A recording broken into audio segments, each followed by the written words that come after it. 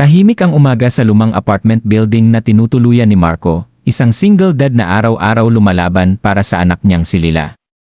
Habang pinapainit niya ang huling piraso ng pandesal, iniisip niya kung paano niya pagkakasyahin ang sweldo niyang kulang pa sa kulang. 6 na taong gulang si Lila, may maamong ngiti at mga matang puno ng tanong tungkol sa mundo. Para kay Marco, siya ang dahilan kung bakit patuloy siyang bumabangon, kahit pagod na ang katawan at isipan niya. Noong araw na iyon, may kakaibang kaba sa dibdib niya. May inaasikaso siyang part-time na trabaho bilang tagapaglinis sa isang marangyang gusali sa lungsod, isang pagkakataong hindi niya pwedeng palampasin. Kailangan niya ng dagdag na kita para sa matrikula ni Lila. Iniwan niya muna ang anak sa kapitbahay at bumiyahe patungo sa gusali na parang palasyo sa laki at ganda. Habang naglalakad siya sa mahabang hallway ng penthouse floor, bit-bit ang mga gamit sa paglilinis, ramdam niya ang pagkailang. Hindi siya sanay sa mga mamahaling lugar. Ang sahig ay kumikislap, ang mga dingding ay may mga painting na siguradong mas mahal pa kaysa sa lahat ng ari-arian niya.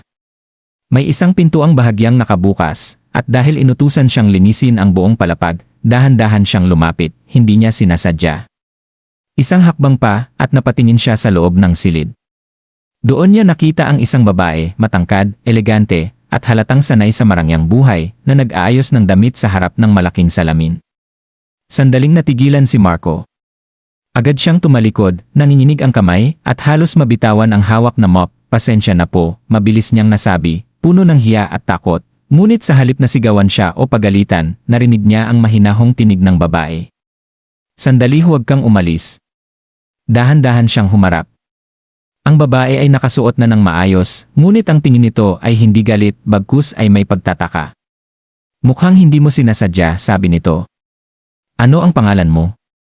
Marco po, mahina niyang sagot. Pasensya na po talaga. Ngumiti ang babae, isang ngiting hindi niya inaasahan mula sa isang taong halatang mayaman. Ako si Elena.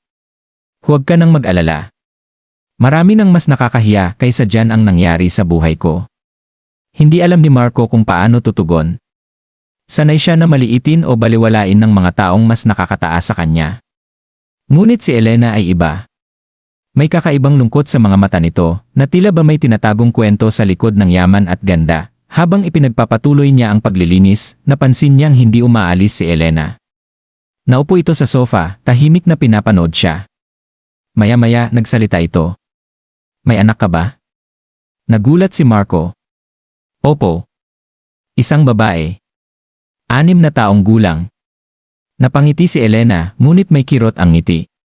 Buti ka pa. May taong naghihintay sa iyo sa bahay.